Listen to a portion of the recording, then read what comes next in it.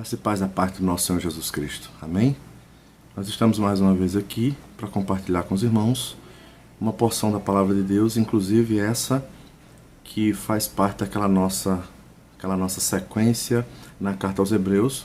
E nós gostaríamos de fazer uma leitura com os irmãos para logo depois nós meditarmos no que essa carta vai nos trazer. Amém?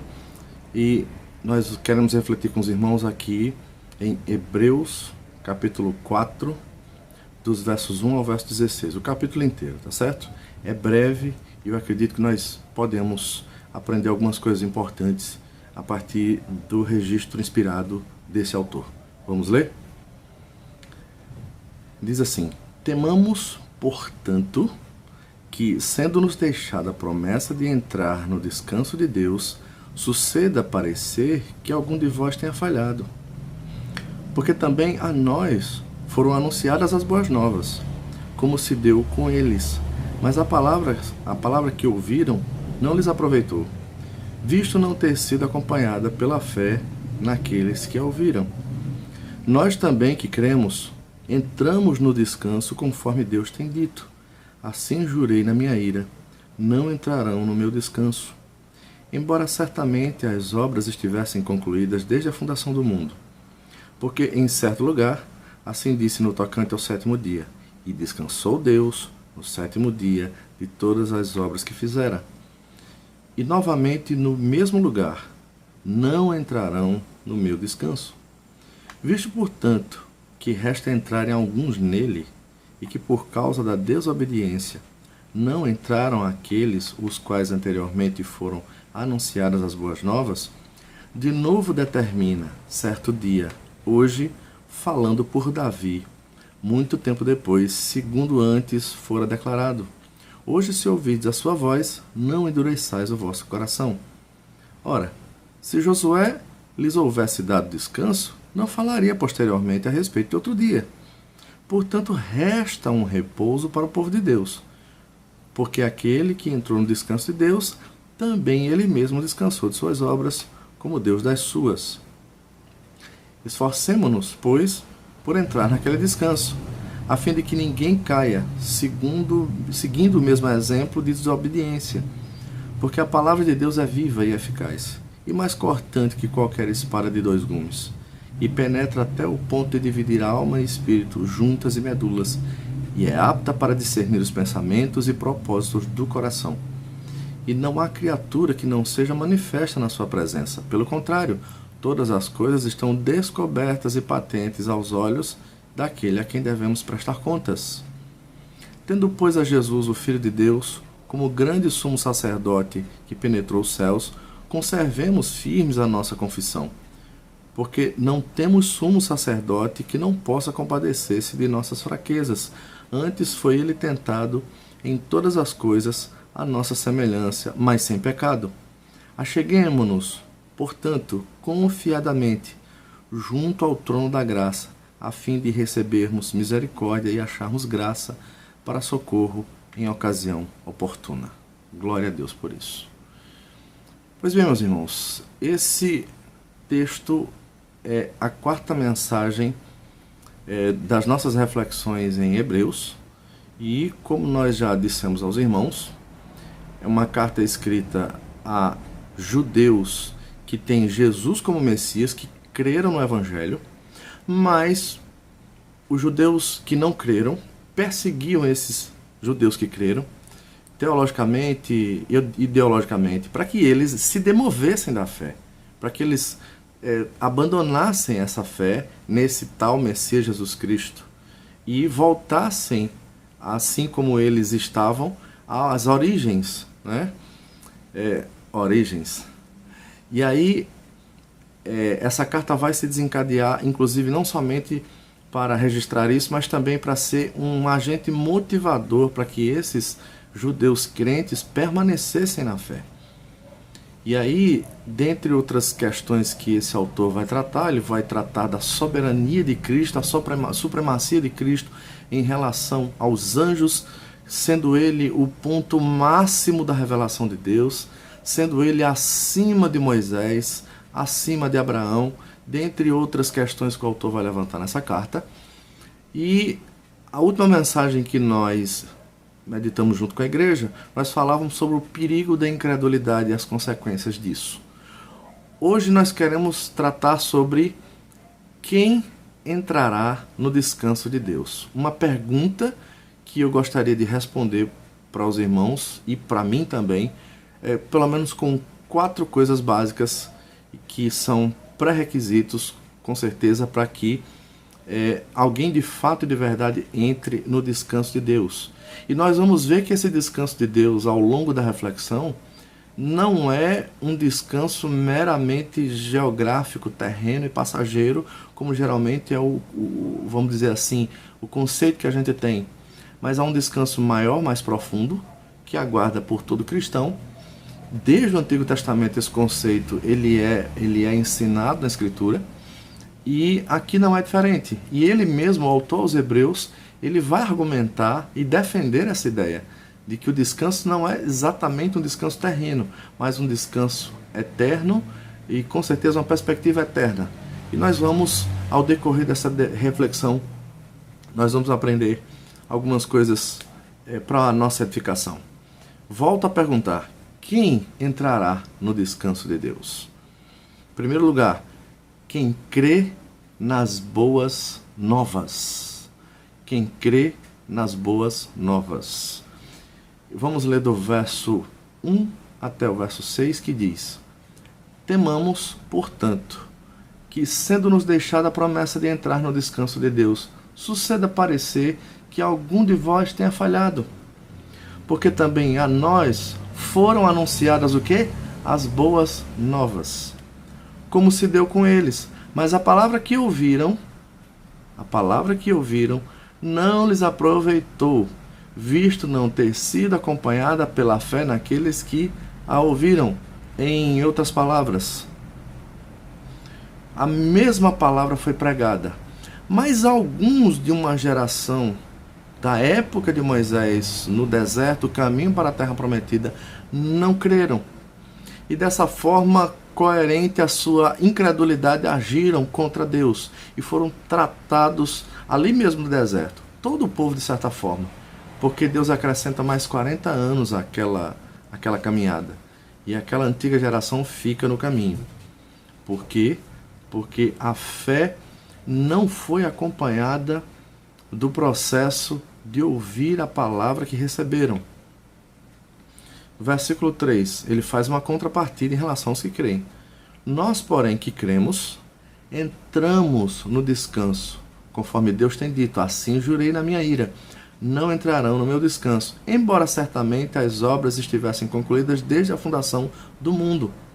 Ele está começando a raciocinar que descanso é esse, porque nós sabemos que o Gênesis nos informa que depois que Deus concluiu a criação, a expressão que Moisés utiliza é que Deus descansou das suas obras. Essa foi a forma inteligível que Moisés, como ser humano, conseguiu achar para explicar o que aconteceu no findar da criação. Né? E aí se tinha essa compreensão de que a conclusão da criação, Deus descansa das obras que havia feito. E aí ele continua no 3, nós, porém, que cremos, entramos no descanso, conforme Deus tem dito. Assim jurei na minha ira, não entrarão no meu descanso. Embora certamente as obras estivessem concluídas desde a fundação do mundo, porque, verso 4, em certo lugar, assim disse, no tocante ao 7º dia, e descansou Deus no 7º dia de todas as obras que fizera. Ele está pegando o argumento do Antigo Testamento para começar a organizar o pensamento dele para a defesa que ele faz. Verso 5, e novamente no mesmo lugar, ou seja, lá no Salmo 95, não entrarão no meu descanso. Visto, portanto, que resta entrarem alguns nele, e que por causa da desobediência não entraram aqueles aos quais anteriormente foram anunciadas as boas novas, As boas novas foram anunciadas. Uns creram, outros não. E os que creram, entraram. O autor disse isso nesse trecho que nós lemos, quando ele diz no verso 3, nós, porém, que cremos, entramos no descanso. Então, ele coloca a fé daqueles que creram nas boas obras como um pré-requisito para entrar no descanso de Deus. Ou seja, já afirma que já entraram no descanso de Deus. Então, eu refaço a pergunta e respondo mais uma vez. Quem entrará no descanso de Deus? Primeiro, quem crê nas boas novas. Desde o Antigo Testamento as boas novas são pregadas. O Evangelho, que significa boa nova. A boa notícia. Desde Gênesis 3,15, a humanidade conhece o Evangelho, chamado proto-evangelho ou primeiro evangelho, quando Deus afirma de que a semente de Eva pisaria a cabeça da serpente. Então, a boa notícia é pregada desde o começo de todas as coisas. Muito bem, então, acerca do Evangelho, tanto no Antigo Testamento quanto no Novo Testamento, é possível nós contextualizarmos, porque é desde o Antigo que se é pregado o Evangelho.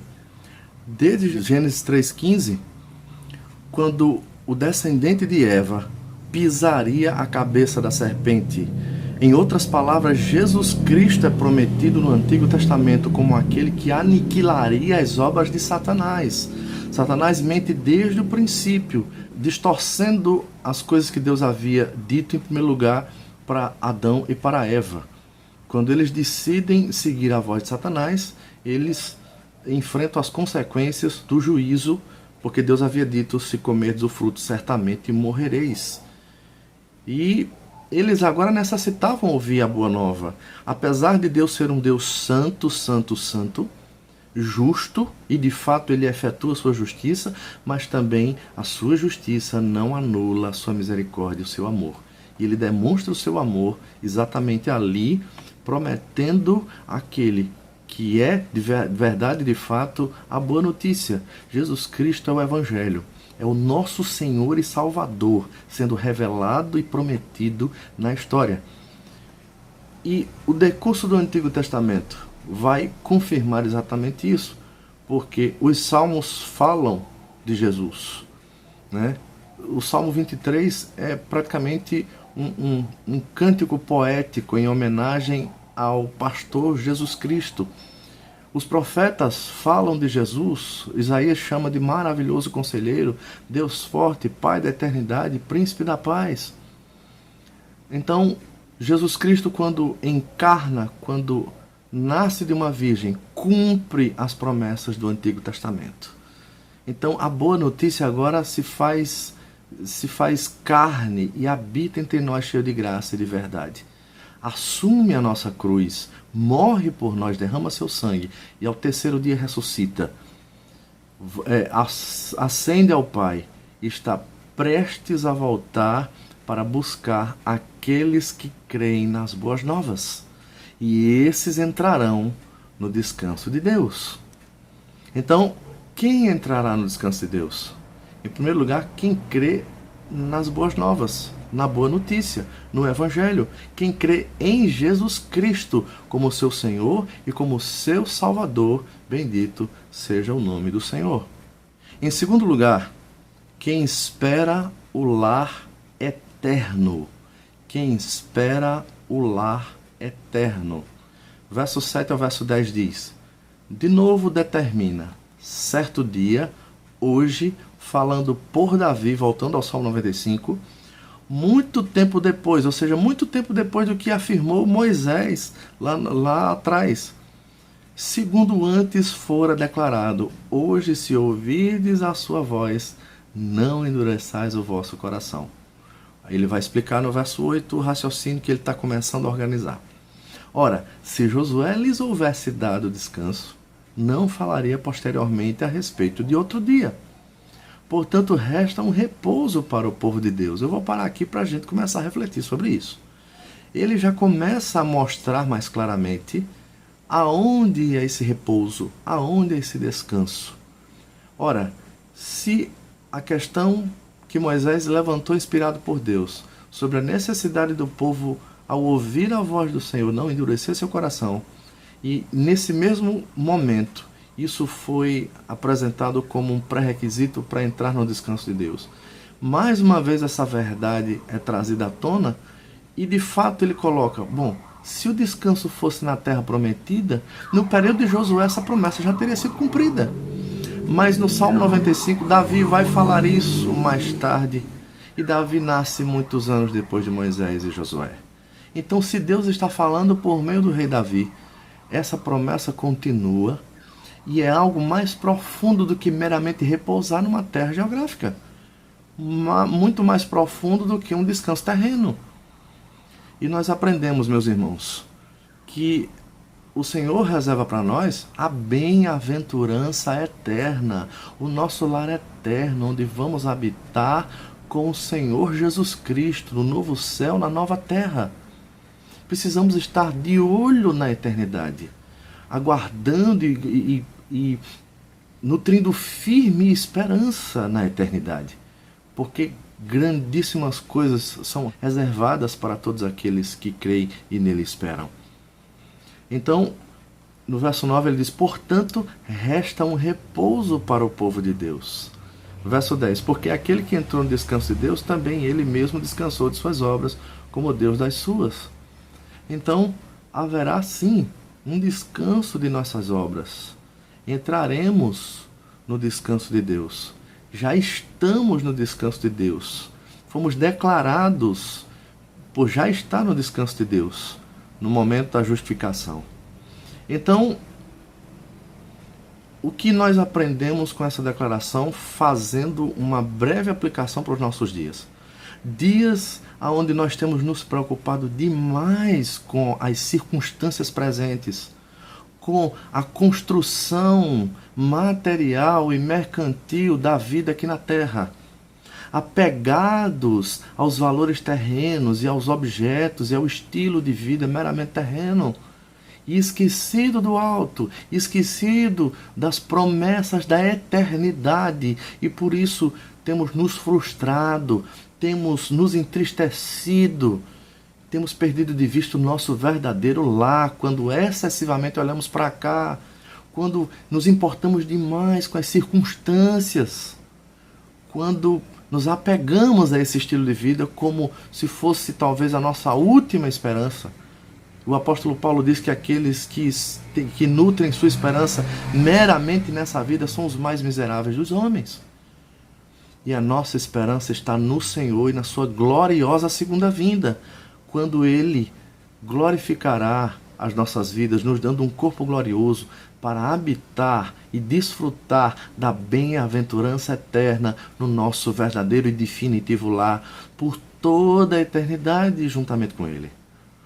Então, aqueles que esperam o lar eterno, esses mostram que, de fato e de verdade, já estão no descanso de Deus. Bendito seja o nome do Senhor. Quem entrará no descanso de Deus? Terceiro lugar, quem vive em santidade. Vou ler o verso 11 ao verso 13. Esforcemo-nos, pois, por entrar naquele descanso, a fim de que ninguém caia, seguindo o mesmo exemplo de desobediência. Que exemplo de desobediência? Aquela geração do Antigo Testamento, em Moisés, que provou a Deus em Mispar. Esses provaram e abusaram da longanimidade do Senhor. E ali mesmo permaneceram sem entrar na terra. Mas eles não só não entraram na terra prometida. O texto do autor aos Hebreus está sugerindo que eles não entraram nem no descanso de Deus que estamos falando aqui. Não seguindo esse exemplo de incredulidade, de rebeldia contra o Todo-Poderoso, ele está usando esse mau exemplo para trazer a elucidar a ideia verdadeira, que é o bom exemplo a ser seguido, o exemplo de credulidade. O justo foi chamado para viver pela fé na palavra de Deus. As ovelhas do Senhor reconhecem a voz do pastor e o seguem.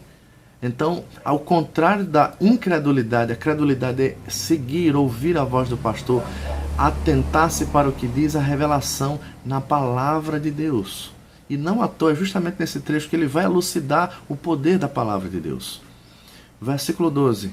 Porque a palavra de Deus é viva e eficaz, e mais cortante do que qualquer espada de dois gumes, e penetra até o ponto de dividir a alma e o espírito, juntas e medulas, e é apta para discernir os pensamentos e os propósitos do coração.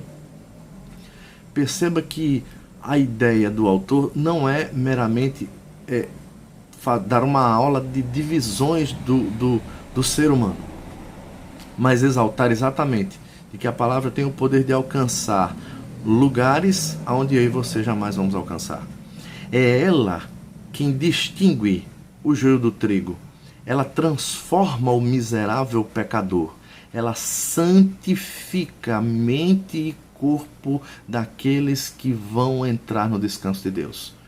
Ela é o agente fundamental nas mãos de Deus para que a nossa mente esteja sendo purificada e aperfeiçoada de acordo com os moldes da vontade de Deus.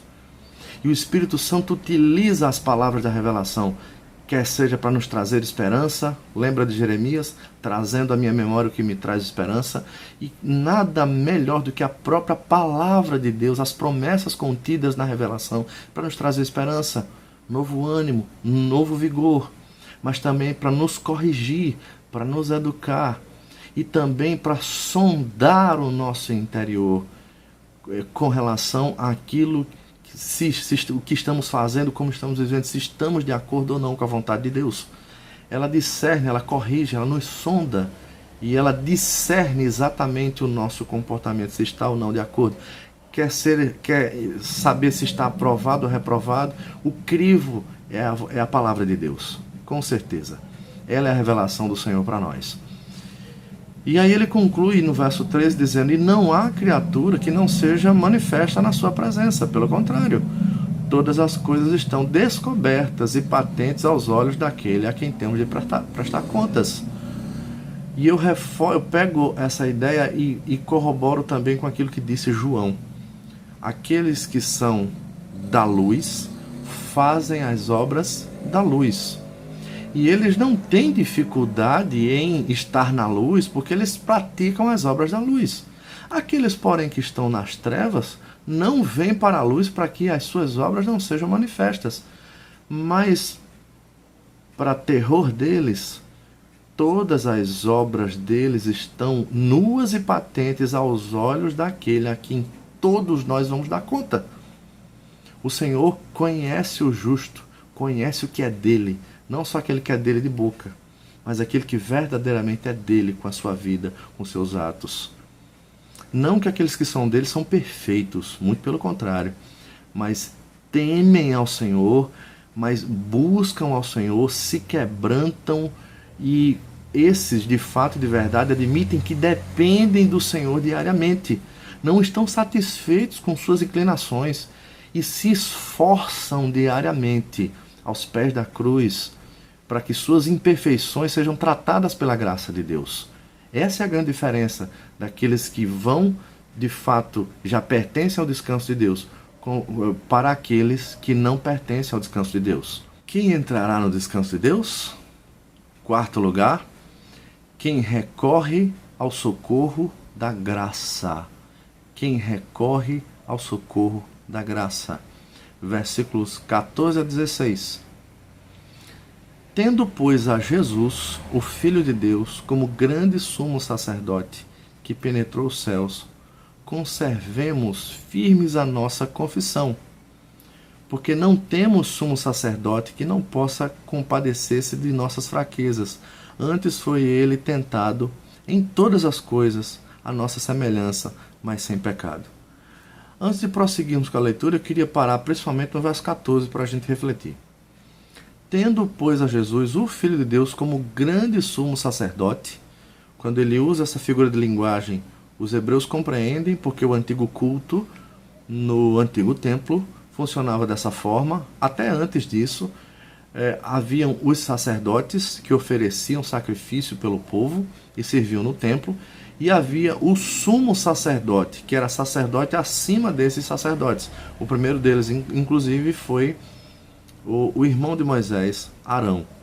E aí, nessa, vamos dizer assim, hierarquia espiritual, humanamente falando, né, Jesus é comparado ao sumo sacerdote. Inclusive, lembrem de algumas verdades ensinadas pela Reforma, quando a Reforma nos ensina que todo cristão é um sacerdote. E Jesus é o nosso sumo sacerdote. Aquele que uma vez só foi não somente sumo sacerdote, mas a própria oferta a qual Deus se agradou, e por causa dessa oferta estamos aqui. Deus aceitou, e a oferta desse sumo sacerdote nos trouxe paz com Deus, e pela fé somos justificados e temos em Cristo paz com Deus, bendito seja o seu nome. Então, Jesus é a figura do sumo sacerdote que penetrou os céus. A sua oferta foi aceita. O Deus Pai aceitou e se alegrou na oferta do seu Filho. Mas não somente isso, ele ressuscita ao terceiro dia e, de fato, ele é levado aos céus e está sentado à destra, à direita de Deus Pai. Quando o autor termina esse verso 14 dizendo: conservemos firmes a nossa confissão, lembra do contexto da carta? Perseguição dos judeus que não criam no Messias Jesus com relação a esses que criam. Então, poderia vir pressão de todos os lados, mas o conselho do autor a estes era: perseverem na fé de vocês, naquilo que vocês confessaram Jesus como Senhor, como Messias de vocês, permaneçam assim. Esse é o sumo sacerdote de vocês. Não titubeiem, não deem um passo atrás, prossigam, guardem, conservem firmes a confissão de fé de vocês em Jesus. Porque não temos sumo sacerdote que não possa compadecer-se de nossas fraquezas. Perseguição deflagra nossas fraquezas? Sim. Pressão psicológica e outras coisas. A pressão que esses irmãos estavam vivendo, provavelmente, poderia gerar neles desânimo, quiçá outros sentimentos ainda mais profundos do que só desânimo. Quem sabe alguns deles, de fato e de verdade, pensaram, não uma, mas muitas vezes, em desistir. Mas aí, no verso 15, ele coloca um argumento poderoso. Porque não temos sumo sacerdote que não possa compadecer-se de nossas fraquezas. Antes, foi ele tentado em todas as coisas à nossa semelhança, mas sem pecado. Ser perseguido religiosamente é uma tentação? Podemos dizer que sim. Mas ser tentado pelo próprio diabo em pessoa, no deserto, tendo passado 40 dias e depois disso tendo fome, você imagina aí a tentação de Jesus para a tentação desses irmãos. E a sua tentação, as suas tentações diárias, compare-as com o que Jesus passou lá em Mateus capítulo 4 e Lucas capítulo 4. Não se compara. Não falo só da tentação, falo também da cruz, e antes da cruz, os maus tratos, a crucificação, a morte. Compare tudo isso a tudo que você e eu estamos vivendo na atualidade. Isso não é nada. Ele passou, ele sabe o que é sofrer, ele é um homem de dores, sabe o que é padecer. Isaías afirma muito bem que pelas suas pisaduras fomos sarados. O castigo que nos traz a paz estava sobre ele. Ele foi castigado em nosso lugar. Ele sabe o que é padecer. Então, para que nós não digamos assim, mas para Jesus é fácil. Ele encarnou, ele assumiu um corpo semelhante ao nosso. E ele sofreu ainda mais do que algumas coisas que nós andamos ultimamente reclamando e argumentando. Pense nisso. E aí, ele conclui no verso 16 de forma maravilhosa, dizendo: portanto, acheguemo-nos confiadamente junto ao trono da graça, a fim de recebermos misericórdia e acharmos graça para socorro em ocasião oportuna. Em outras palavras, aquele que sabe o que é sofrer, conhece o teu sofrimento, conhece as tuas dificuldades. Então ele sabe o que você está passando. E ele não rejeita um coração quebrantado. Ele não rejeita aqueles que sinceramente o buscam.